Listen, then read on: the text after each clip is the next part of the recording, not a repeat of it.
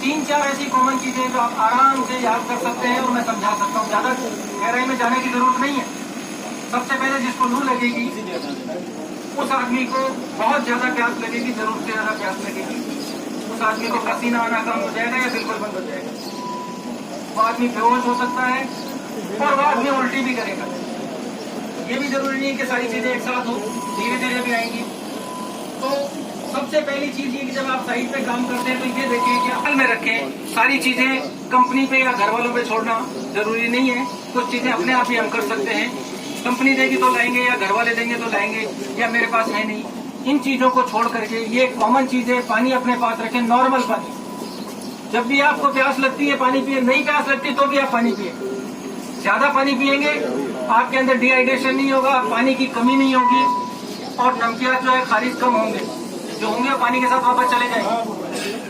Number 3 चीज क्या है, पेशेंट को बुखार होगा, आप चेक कर सकते हैं, तेज बुखार आएगा, आप उल्टा हाथ रख करके चेक कर सकते हैं, आपको पता लगेगा इसको तेज बुखार है, जिस्म गर्म हो रहा है ना, उसके अंदर पानी की कमी महसूस होगी। तो आप ये जब चीजें किसी के अंदर देखते हैं तो सबसे पहले आप उसको उठाइए, उठा करके खुली और हवादार जगह पर आप लेकर के आएंगे। और कभी कभी ऐसा भी होता है कि पेशेंट 1 या 2 मिनट के लिए बेहोश भी हो सकता है, उसमें घबराने की जरूरत नहीं है। आपके पास में आपके supervisor, foreman, safety officer, safety supervisor और भी जो लोग मौजूद रहते हैं उनको आप खबर करें, वो उसको देखेंगे।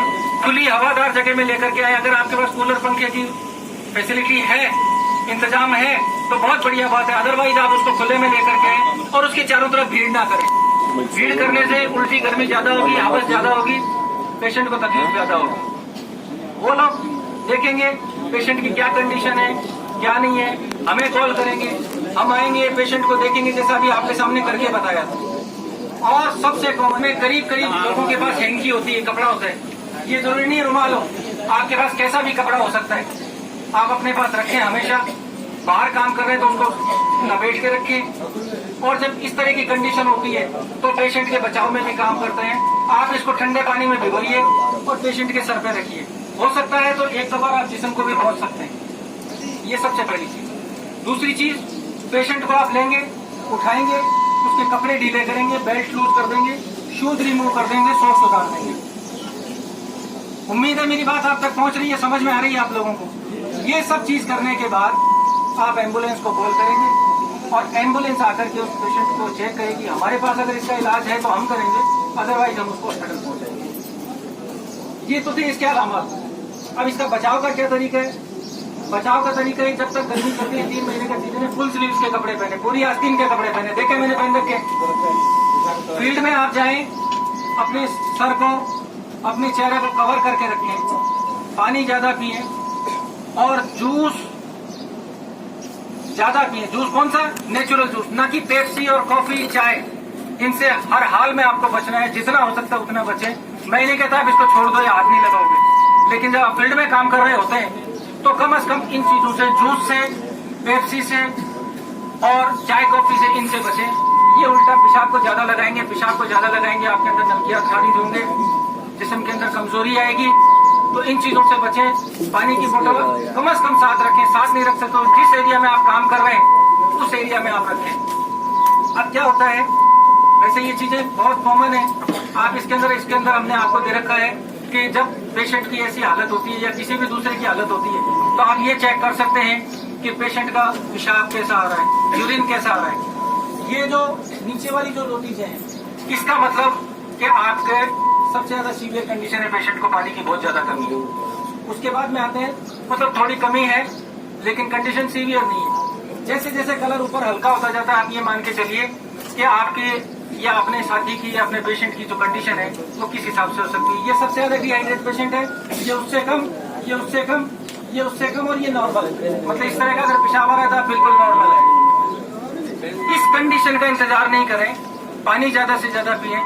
और सुबह जब आप ड्यूटी पर आते हैं तो खाली पेट बिल्कुल नहीं आए, खाली पेट बिल्कुल नहीं है। जैसा आपको खाना मैसर है, रोटी, ब्रेड, कुछ भी हो, वो खा करके फिर साइड पर आए। खाली पेट आप काम करेंगे, आपको साइड पे गिरने के चांस ज्यादा रहते हैं, लू लगने के चांस ज्यादा रहते हैं, चक्कर आने के चांस ज्यादा कम रहते हैं। इसलिए मैंने जो चीजें आपको बताई, उम्मीद है आप लोग सब इस मामले में काफी अच्छा समझ गए होंगे और आप अपना बचाव कंट्रोल होगा। और हत्ता कि हम घर पर भी हैं तो अपने परिवार वालों का, घर वालों का भी इस तरीके से बचाव कर सकते हैं। अस्सलाम वालेकुम।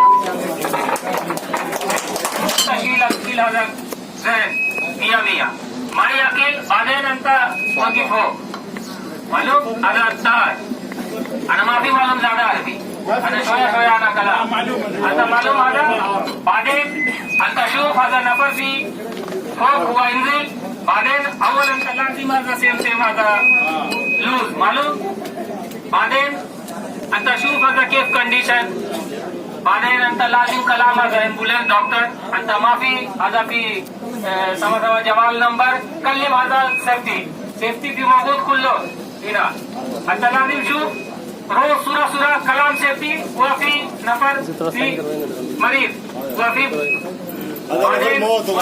जी व तरतीब आता कुल्लो सेम अंता शूफ आलिन आता डॉक्टर कल्ली म्हणता केफ अंता लाजिम शुगर सेम सवा आता अव्वल डॉक्टर कलाम अना कल्लन शोया अरबी अना माफी मालूम आता मालूम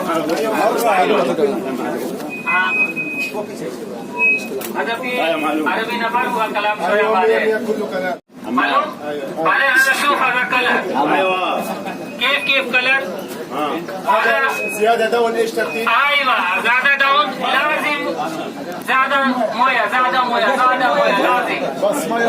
زيادة مويه هذا في زين कलर هذا في زين هذا زين بعدين هذا ثلاثة هو مشكلة انت لازم شيل مويه زيادة مويه بعدين انت زين ما في بيبسي ايوه مويه خالص مويه فقط مويه كلام ما في مويه شرب معلوم بس ميه شويه من فوق هذا في 3 شهر حرارة زيادة انت لازم أكل أول مويه كله سوا لا सोया इतनी सी ना माफी मुश्किल अगर सेफ्टी फी कलाम फॉर में माफी मुश्किल هذا حمام